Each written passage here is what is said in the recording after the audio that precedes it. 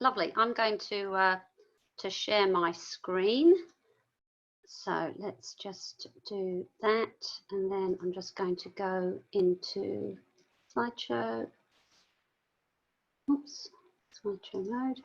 Okay, so you can all see the slides, yes? Yep, good, excellent. So look, I don't need to tell you, we've all gone online, you know, and you can use whatever cliches you want in these unprecedented times, whatever. We've had to switch the way we network, and we've all had to go online. Now that's got some great advantages for those of us who don't like getting up early in the morning and traveling. It's got some disadvantages, but today we're really going to focus on what does being online mean for your 1 minute pitch. So this is not the workshop where you get to practice your pitch. For that one, you have to come along in a couple of weeks' time. This is really just about how does being online make a difference to delivering our 1 minute pitch. And I have the pleasure of having a guest presenter here today. So one of the segments is going to be delivered by Joe of Mint Mind. Joe, would you like to say a few words and just introduce yourself? Hey, good morning, everyone.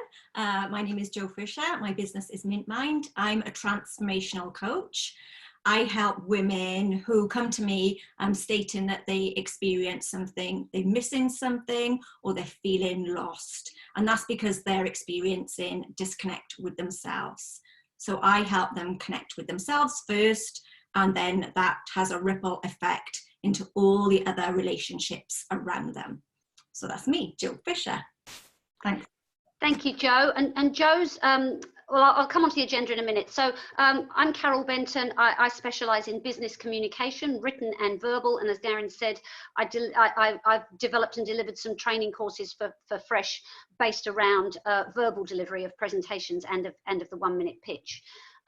So our agenda for today is firstly looking at what's changed about delivering our 1 minute pitch, or what's changed in the way we network. What does that mean for our 1 minute pitch? And then we're going to focus on three things, three elements of our 1 minute pitch. So firstly, the content. Then secondly, the body language. And this is what I'm going to hand over to Joe. And you might say, well, hang on, they can't see my body. I'm a head when I'm online. But Joe's going to talk about how our bodies then affect our whole being and our whole mind and our energy. Then I'll talk a little bit about delivering our pitch and how that changes when we're on Zoom and on a camera. We'll talk about some of the benefits of getting it right, and some actions for you to take. So please, as I say, it's a small group. Just shout if you've got any questions, or raise your hand, take yourself off mute, just shout. I have got slides, but the idea is that this is as interactive as possible. So don't save all your questions to the end. Keep, chuck them in as they occur to you. So I'm going to start with a question. Why do we network?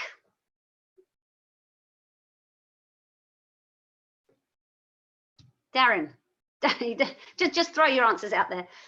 Why do we network? I network to build up, mainly to build up my own network and relationships with people, other businesses. I do like getting referrals. That's always a bonus, but that's not the purpose for me. I like to have experts around me that actually help me in my business and guide me. Originally, when I networked, was all about, yes, I need to get referrals because I had no business. But then I identified the fact that there was more important things other than just the referral. Okay, excellent. Anyone else? Robin, I can see you've joined us. Hello. Yeah, Grant. Yeah, mine's definitely to build my professional network, not only for myself and my business, but for my clients also. Okay. Anyone else? Yeah, Martin? To build knowledge helps me with my business. The more people in different industries that I speak to and learn about the experiences they're going through, their wins, their losses, it actually helped me with my business and helping my clients, as Grant said. Excellent, excellent. Okay, so why do we deliver a 1 minute pitch? Why is it so important in Fresh? Why is, I mean, really, when you think about it, if you've got 15 people in the room, that's or even more now that we're online, that's a really large chunk of the meeting. So why do we dedicate so much time to the 1 minute pitch?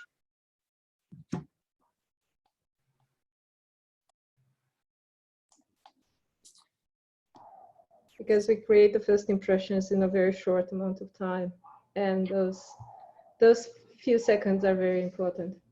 Yep, that's right. We create a first impression. Absolutely. What else does the pitch do? I mean, if we're hearing a pitch, we might hear the same pitch multiple times. If we're a member of a hub, we might hear the same pitch multiple times. So yes, it's that first impression. But what else does the pitch do? Well, without the pitch, no one's going to have any idea who you are, what you do, what you're about, or how you can help anyone. Absolutely. Yeah. Yeah. So we network to build our own networks, to tell people about our business, but also to learn about other people's business, to build our own knowledge, to help our business by being able to refer other people. And the pitching is a really important part of that, as we've said, because without that pitch, how do people know what we do? Yes, we can have a bit of small talk at the beginning of the meeting, or certainly did when we were face to face, but now that we're online, we don't even have as much of that. So the pitch is really important for us to tell people about our business and for us to learn about other people's business. So then what that does, of course, is that helps to create trust, it helps to create referrals, and it helps to create opportunity. So, you know, and I know I'm not teaching you anything new here. This is really just to sort of set the scene, if you like, but that's why we network, and that's why we devote such a large part of the meeting to that 1 minute pitch. So my next question to you, it would be, with us online, have any of those things changed? Have any of the reasons we network changed? And have any of the reasons we pitch, have any of those changed? No. No, they haven't. So we're still networking for the same reason, whether it's online or offline. We're still networking for the same reason, to create opportunity, to create referrals, to generate trust, to build relationships, to build knowledge, and none of that has changed. And yet I've observed some things during lockdown, during online fresh. I've observed some things during your time to shine, and you know, this is absolutely not a name and shame. I'm not going to name anybody, but I've observed some changes in behaviour, particularly in the time to shine, since we've been online. And yet, I don't believe we should have changed. Those changes shouldn't have. I don't believe those changes should have happened, because the basics of why we're doing it haven't changed. So the observations that I've made are that we're talking a lot about how busy we are, or some people are. So the people who are I don't know, helping people with the packages, for example, the government packages, or the people who are helping tenants, or the people who are providing a service that's meant they're very, very busy during lockdown. They're talking about how busy they are. Now, I'm not saying that's not true, but is that the fundamental of what we want to say in our pitch? Some of them, it's gone the other way. They're talking about how quiet things are. Other people are talking about what they used to do, but now I do something different. The second thing I've noticed that the content of those pitches is changing. The second thing I've noticed is that people seem to feel like, because they're sitting in their office on their own and they're not physically in the same room, it's like they've got a cloak of invisibility. It's like nobody could, it's like people can't see me. It's like the kids who go, you know, you can't see me, you can't see me. It's as if that when they're on the camera, they feel people can't see them, and therefore some of their behaviors change. The other thing I've noticed is we're treating the meetings a little bit like it's just us. And of course, it's not just us. We have guests. I don't think I've attended a lot of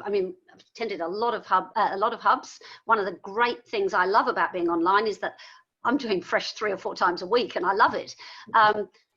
But I haven't attended a single meeting that doesn't have guests. And yet some of the way we're doing our pitch is almost like we're a closed group, which we're not. And we never did that before. We never did that when we were online, but I have noticed we're doing it. Sorry, we never did that when we were face to face. And I have noticed that we're doing that when we're online. So those are the three main observations. Does anyone want to add anything? Has anyone else made any observations about how people have perhaps changed the way they pitch now that we're online? I would agree, Carol, that in terms of the first point that you and how quiet things are, we are all in the same predicament. Maybe some are more busier than others. Like, you know, I'm a travel agent and very frantic, but again, I need to be seen as a swan or a duck on water. My feet are paddling really fast, but I've got to be calm because that's the image that I want to portray. I want to be the leader in my business and in the industry within the network. So it's like, so that's what I'm relying on, those type of people. But when I hear things like about, oh my God, I've been doing JobKeeper for so long and la la la la. Well, that is your job. It is your role to do that because that's why we pay people. We pay the experts to take away the pain, but we don't want to hear the pain. It's like, sorry, that's not what we're here for. No. Yeah. So when I hear those messages straight away, I disconnect up here. I just think, oh, okay, no. So.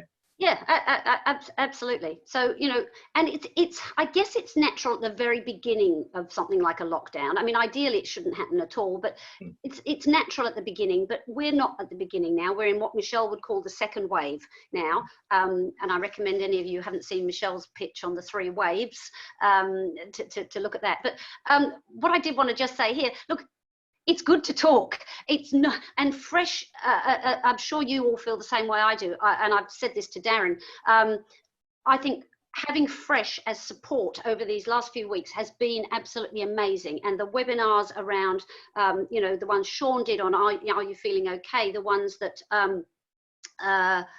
what was it? The great one that, oh, I can see his face, my mind's gone, sorry. Lawrence. Oh, Lawrence's was great. Yes, the meditation one.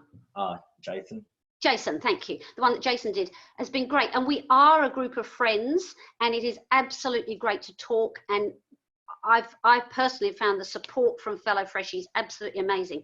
But your 1-minute pitch is not the place for that conversation. So I'm not saying we don't talk to each other, we don't support each other, but your 1-minute pitch is not the place to be saying, oh, I'm so busy. Oh my God, things are so quiet. I'm really worried.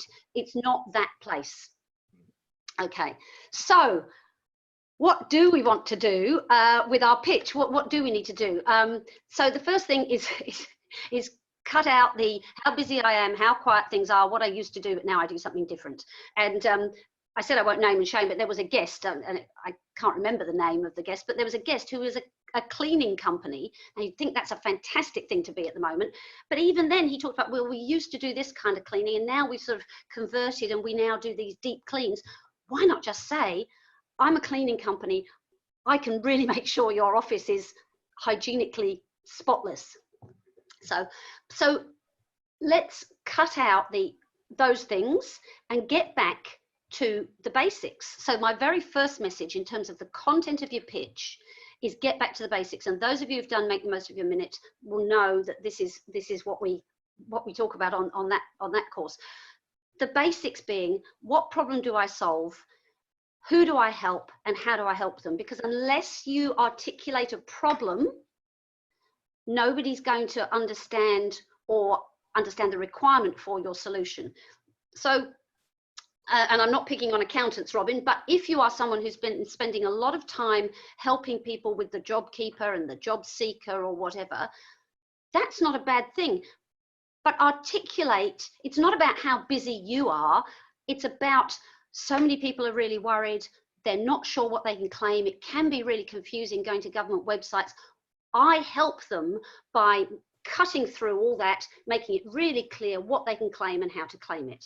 So it's not that there's anything wrong with what you're doing, it's just the angle you're putting on the message. So the first part of what I'd like, you know, what I would say we need to be doing in our 1-minute pitch is getting back to those basics of what's the problem, for whom, and how do I solve it.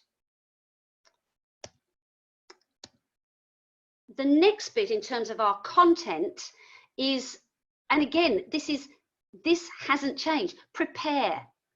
a lot of people sort of either peter out, they still, even though it's only 45 seconds, people still peter out after 20 seconds, 30 seconds. You're leaving time on the table, time when you could be communicating your value. So do prepare a 30-second version, because we've got 2 fresh agendas at the moment. One's got a 30-second pitch, one's got a 45-second pitch. On Make the Most of Your Minute, I'm still teaching the, we're still developing a 1-minute pitch, but prepare different versions so that you're not either running over time or not making the most of your time. Remember to be specific.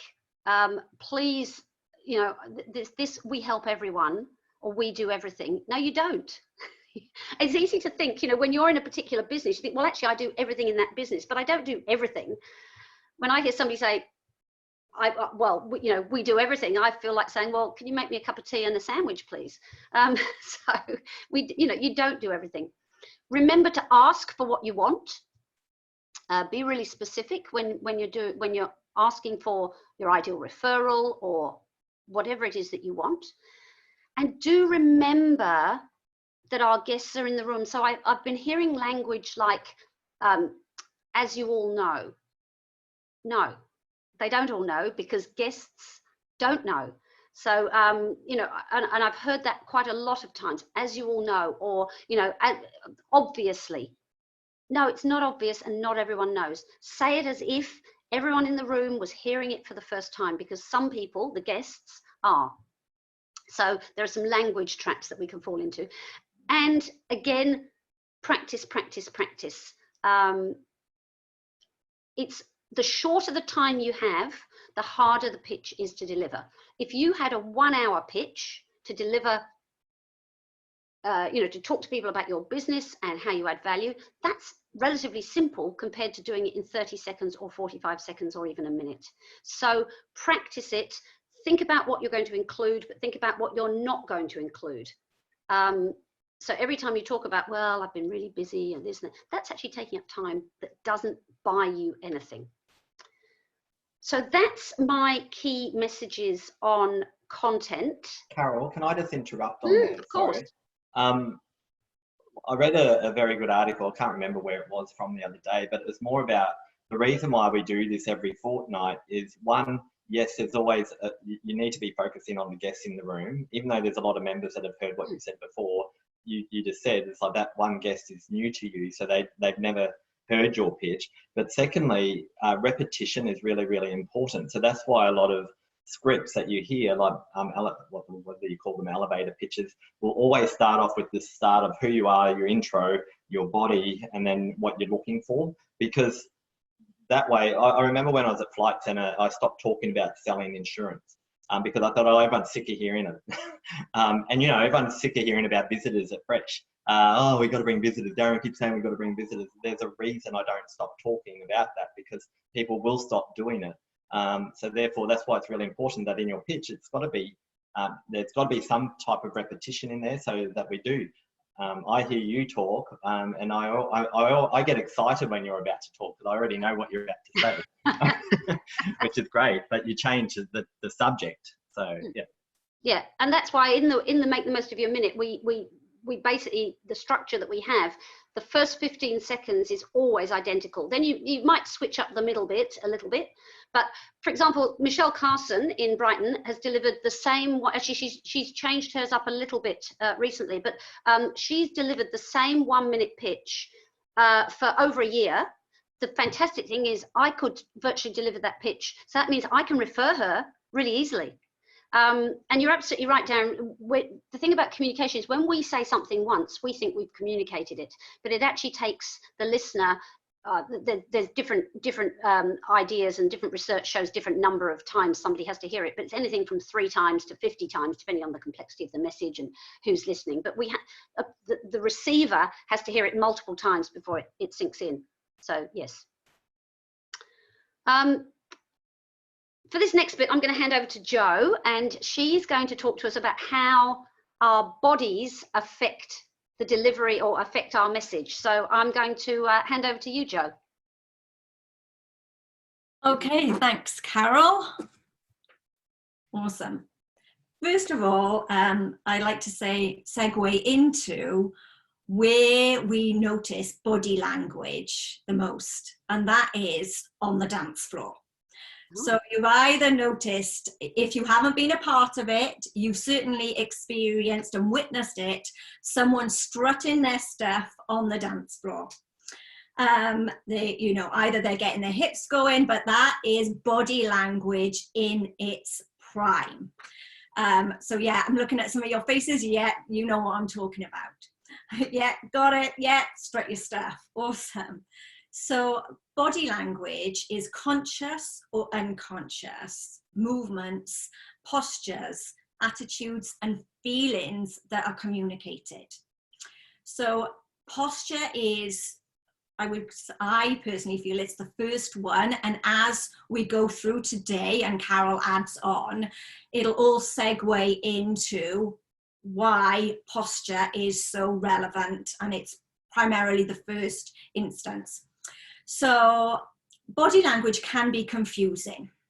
So if you've got someone and they're like that, then it can offend people. If you're sat doing a conversation with your arms crossed, it can offend people.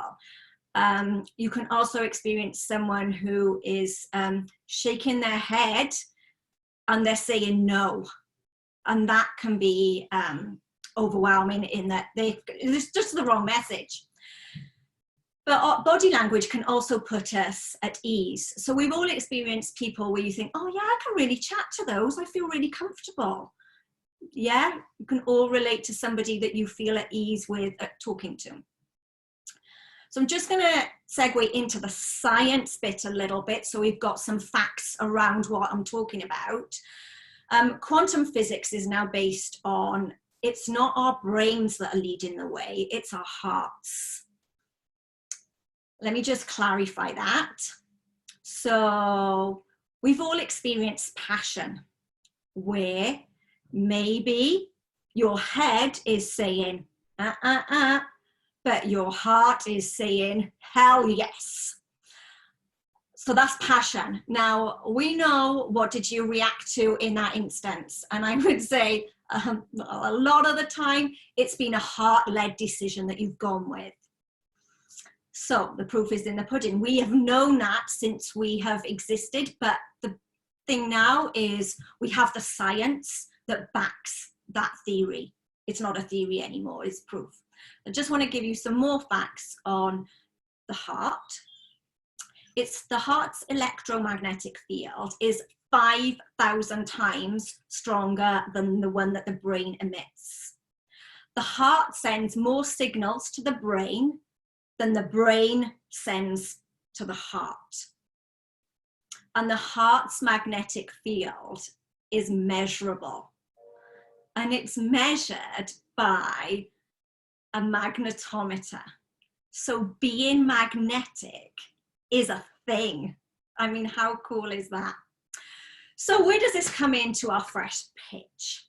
So let's go with, if you are closed off and your body's in, like you might not be able to hear me clearly, my breathing becomes more constrained. I'm not coming over as energetic. I'm really, yeah, I'm really bored of this. Yeah, can we all relate to how that may be feeling?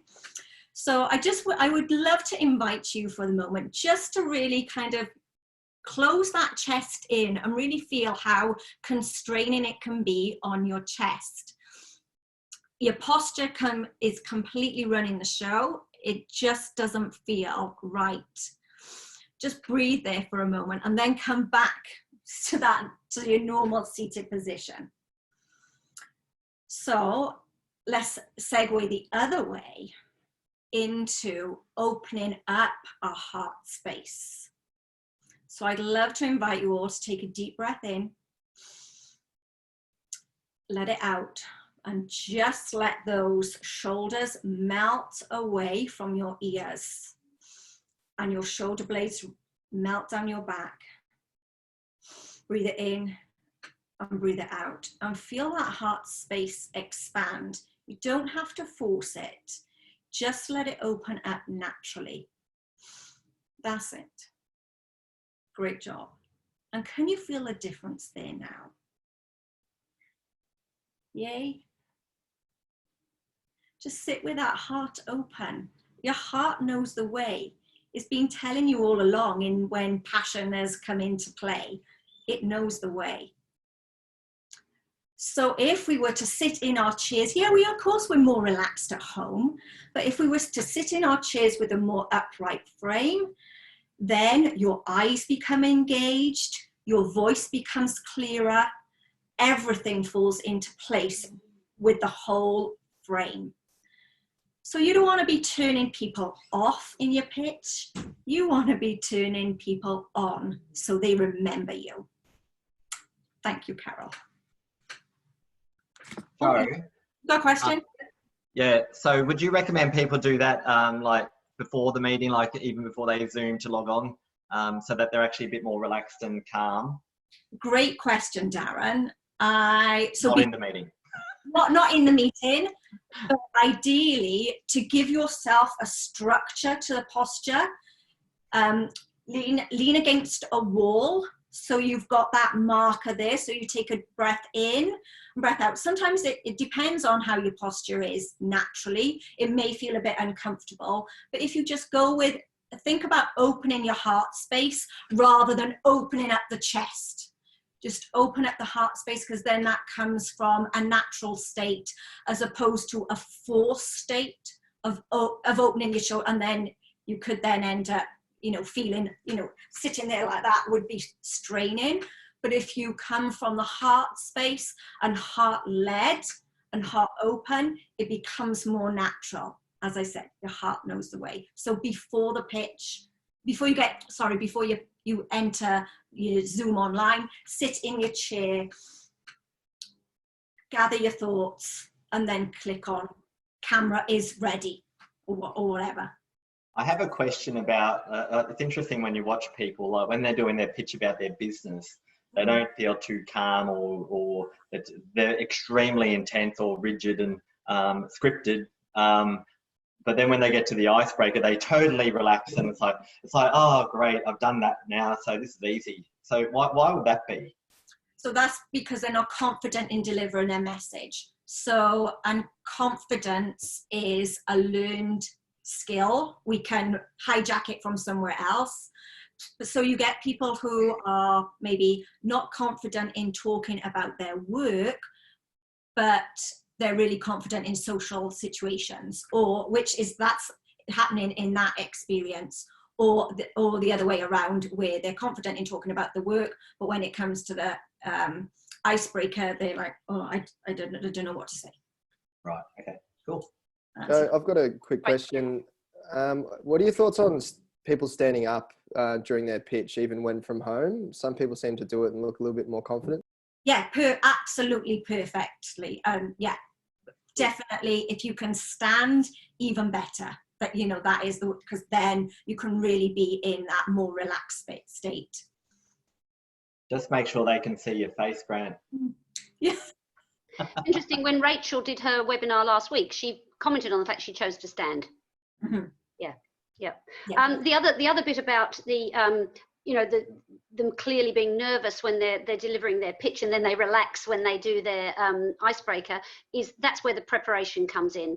And again, the success of delivering something, 90% of the success of delivering a presentation, whether it's a 1-minute pitch or an hour, 90% of the success happens before you open your mouth. So if you know what you're going to say, it's going to take 45 seconds and you're not going to be rushing or finishing early, you know exactly what you're going to say, you know exactly what you're going to ask for, that automatically then generates a lot more confidence as well.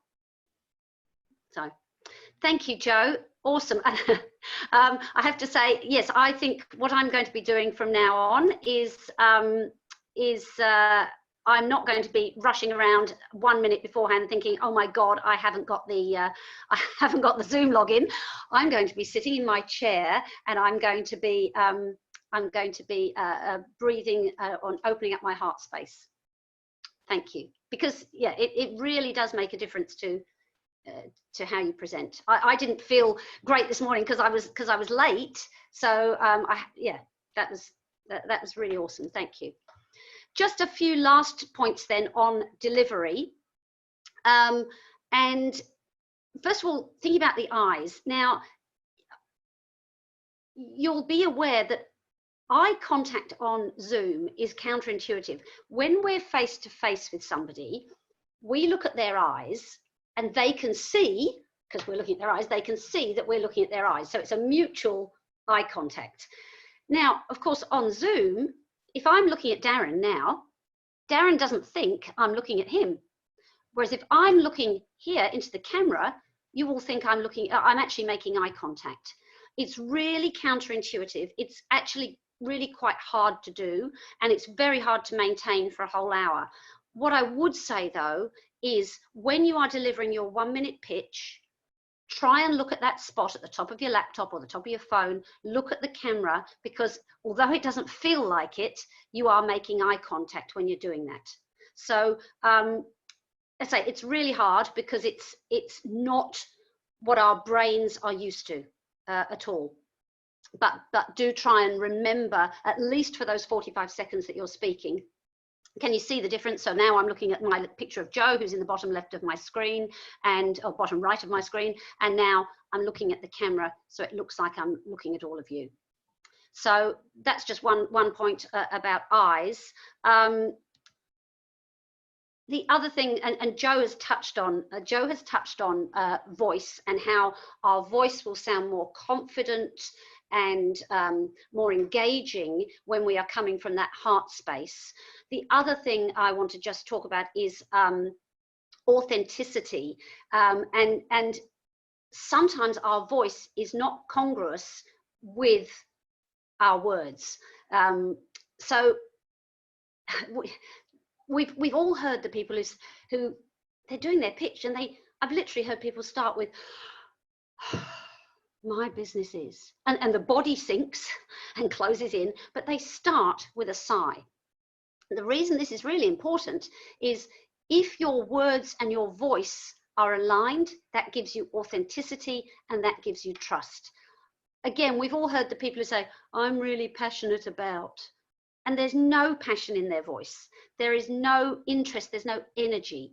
So it's really important to use our voice to stress words, to change the pace from fast to slow sometimes, to not mumble, to not sigh, but to use that voice to drive energy. Our voice can completely undermine the words we're saying if we're not careful. So that's just a final point. And then, well, so it's not quite the final point. What about when other people are doing their pitch? What's your listening face? Because again, and look, I'm not picking on anybody. I've just picked this because this was from LinkedIn. This was a picture that Darren took at a meeting a few weeks ago. But look at the different faces. Now, I know we didn't know Darren was about to take the photo, and I know sometimes, you know, I make notes. If somebody says something interesting, I'm going to look away while I make a few notes. I'm not saying you can't ever look away, but when somebody's doing their 1-minute pitch, if you can look engaged, look like you're listening, look at the camera, maybe even though you're on mute, you know, you can nod or whatever. Just think about not only how you're using your face and your eyes and your voice when you're presenting, but how you're using your face when someone else is presenting, because that's an equally important part of that communication. And I think, Martin, you said one of the reasons you network and you like to hear other people's pitches is you know, we want to learn things that are going to help us help our clients. And that listening face sends a message to the speaker that you're listening and that you're engaging, even though you're not in the same room.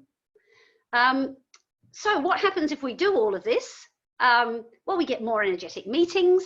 We get a better experience for guests because we're acknowledging that they're in the room. We're speaking as if we're delivering our pitch for the first time, which to them we are. So it's a better experience for guests, which hopefully will encourage new members, because it is harder to get new members when we're, you know, when we're online. It can be harder to get new members. So this will make the guest experience better. It helps us to keep a positive outlook. And yes, some people are doing it really tough. Some are really busy. Some have seen their revenue fall away. But learning to come from that heart space and focusing on who we help and how we help them keeps us remembering why we're in business and how we deliver value, and that keeps us focused on a positive outlook. And it will generate more opportunity, because if people don't understand what we do, they can't possibly refer us. So of course, every pitch has to end with a call to action. What do I do now? Some things on, so just to summarize what we talked about there with the content, keep your focus on who and how you help and what the problem is that you solve. That has not changed. That has not changed. You might have pivoted your business, but don't talk about what you used to do. Focus on what you do now, who you help, how you help them. Think about your energy and engagement. Some really great tips from Jo on coming from the heart. If you need to revamp your pitch, do come to Make the Most of Your Minute on the 19th of May. That's the next one. If you like what Jo said, Jo, do you want to just talk about how people can engage further with you to learn more about the engaging from the heart? Yeah, you can either contact me on Facebook or email me or give me a call, and we can set up a chat and to see if that's something that you want to go down. Perfect. Give me a call and we can set something up. Thank you. And then just two other things that I would recommend. Last week, Rachel did a fantastic fresh webinar, which has been recorded, called How to Look Glam on Cam. So I haven't touched on, that's not my specialist area at all. That absolutely is Rachel's specialist area. And she did she did basically a show and tell with sort of different outfits and different pictures, different photographs of the same person in different outfits, and how lighting and color make a real difference. So do have a look at that if you want some tips on how to present yourself professionally. And then Tim Harris has a YouTube channel called Level Up Your Video Skills. And one of the things I learned, for example, was to switch my desk lamp from shining next to my face to shining on the white wall in front of me. And even just that simple tip makes a real difference. So there are plenty of, this is just one aspect. There are other aspects of delivering your pitch really well. And so do use those other experts in Fresh. Fresh is full of experts, and so do use that expertise. So that's everything I want to say. Any other questions? Yes, Darren. I see Martin. We'll go back to you, Martin. I'm more important. I'm royalty. Sorry, you know. I just wanted to make a few comments that I've witnessed as well. I think all those points you've covered off were exactly right. With the other thing is, and this is more about doing your 10-minute presentation, I guess. If you don't have the technology, if something's not going right, don't fluster. We don't know if it's going right or wrong for you. It's like, so I've seen people say, oh my God, this wasn't what the way it was supposed to look. And so they're getting totally distracted with the technology and their confidence starts to go down. So just, again, fake it till you make it. That's what we always say. The other thing is the and then it's like they do 60 seconds of arms. And so Emily Wallace did a really good thing on LinkedIn. It's about focusing on a word. Find a word and talk about it for 30 seconds, I think it was. And you've got to try to avoid saying and that's more about slowing it down. And I learned that about when I did presentation skills years ago. It's like, because you're always thinking ahead of what you're trying to say. So if you actually slow it down, your mind can catch up with your mouth. But also practice Zoom. So if you are doing a presentation, get in touch with the host or whoever and just practice it together to ensure that you've got it right, because there can be things that go wrong. And also, if you're doing presentations, send it to the other person so that if your technology for some reason doesn't work, then the other person has got the presentation that they can upload it. And the last thing I'll say is what I'm discovering is people are very much sick of hearing the doom and gloom. This is now the new norm. And yes, it was very different when we jumped into it, but it's like, okay, we're in it, let's deal with it and let's focus on what we do now, because it will change again in another, who knows, 6 months, 12 months, whatever it is. But let's just accept it and move forward with it. So, Martin.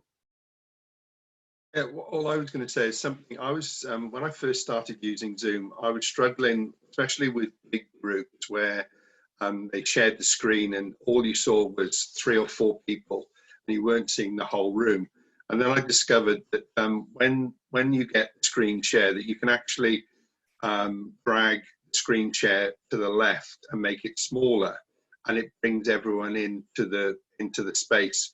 And it's important to see I found it was important to see everyone, and more importantly to see myself, because I focus on myself as how I'm being portrayed, so that you know, obviously when everyone's looking, they're looking at you. So if you can't see yourself, you don't know what you look like to everyone else. But by seeing yourself, you can see what everyone is seeing. So I just so I throw that in there. It helped me anyway. Yeah, I need to talk to you about that, Mike, because when I was presenting just now, when you're sharing your screen, for me, my screen was taking up the whole thing. Can you do it when you're the one sharing your screen? Can you minimize your slides? Good question. I don't know, because I've never shared my screen on Zoom yet. Okay. Maybe we'll.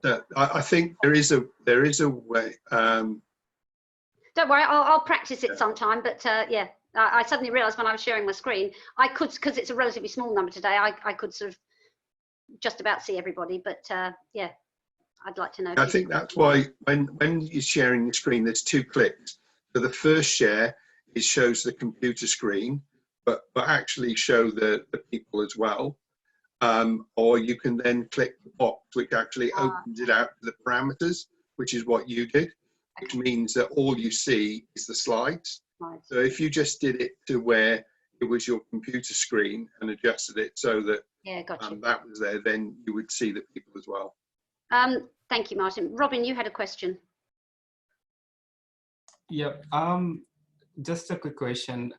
What's the best way to communicate to your referral partner if they are not referring the right client when we are repeatedly mentioning what we ideally looking for or ideal client? I find that it's become a bit awkward to communicate to them like this is not what our ideal client is. There is a best way to politely get the message across to your referral partner that this is not what we can add value to too much? Yes, and essentially that's what we should be doing in the pitch. So what I would say is, if somebody is giving you the wrong type of referrals, that's on you, probably not on them. So maybe you're not being precise enough with your message about your ideal referral. I mean, look, it's maybe not 100% on you, because it might be you're being as clear as you possibly can, and people still are sending referrals who aren't ideal. But the more specific you can be, and it might even be, look, we don't handle this. I had a get fresh with Jackie yesterday, and she said, yeah, you know, look, we deal with businesses of 5 to however many people and this turnover. We don't really deal with anything smaller than that. And she made it really, really clear. And she's an accountant as well, actually. She made it really, really clear what her target referrals, or, you know, her ideal referral, and even who they're not. But it's I hate to say this, Ron, but it's more likely to be the way that you're communicating it than the way that it might be them. But actually, look at the way you're communicating it first. Perhaps it's not as clear as you think it is, and maybe you need to test it with somebody. I'll say, just in relation to that, Robin, I was given a referral for my travel business, and they wanted to do golf tours, like specialized golf tours. And that's not something, that is a specialized, unique thing that people only create. And that's not something that I do. So rather than just say, no, I don't do it, what I firstly did was I actually researched it for the client and sent her some links that maybe this company could help you. So at least they were seeing that it's helpful. And then I went back to the referrer and just said, look, I really appreciate the referral. Unfortunately, I couldn't help them on this occasion because it was this, and this. So it's about educating them privately, not in your 60 seconds, I guess. Yeah, I completely agree. I had somebody come to me and they want a whole series of Facebook posts, and I said, look, that's really not my forte, but, and yeah. So actually when they do send you that referral, thank them for it, because you don't want to, you don't want to sort of stop them referring to you. Thank them for it and say, look, unfortunately I couldn't help them. Yeah, that's a good idea. Martin, did you have? Thank you, guys. I was just going to add to what both you and Darren have just said, is turn a negative into a positive. Maybe when you're doing your fresh activity, say, had a thank you such and such for a referral. Unfortunately, weren't something we could help with, but I have passed them on to such and such because we don't deal with that element. And then you're telling the whole group you also thank them. That's a really great idea. Yeah, really great idea. Thank you. Thanks, Martin. Anything else? I do encourage you to come to make the most of your minute if you haven't. Joe's done it. Yeah, do come along to that. That's very different. That's a 2-hour workshop where we go through a structure, but then most of that workshop is actually you practicing and getting feedback from the others in the group and from myself. And it's a much more practical workshop and a chance to practice that pitch. And look, I encourage everyone to do it. Like, it is a paid course, so I think it's $45 plus booking fee, but it's well worthwhile for 2 hours investment into your own personal development. And then again, making the most of your 10 minutes, I think is going to be even more important, because I don't know if people see on slides and things like that, what, a lot of words. And so it's like, how do you get that message across in your 10 minutes? Because everyone's got a lot more to talk about. Trust me, everyone goes over 10 minutes. So how do you refine that? And that's what Carol will help people with. So some really good tips. So thanks, Carol. I appreciate your time, and Joe as well. Joe did the, I was mentioning before, Joe did the Glam on Cam webinar, and she's just so well dressed today. So fabulous. Look, we've both got our jackets on, you see. So see, they do work. These yep. Webinars do work. People do learn things. So well done, everyone, and thank you for taking the time this morning to do that. So this will be also going on our website. I put in the link in the chat for the webinars, so that if you wanted to see some of the webinars, that's where they are. And this one will be on there. So pass it around to Freshies as well. So thank you, everyone. Thank you. Can I just quickly ask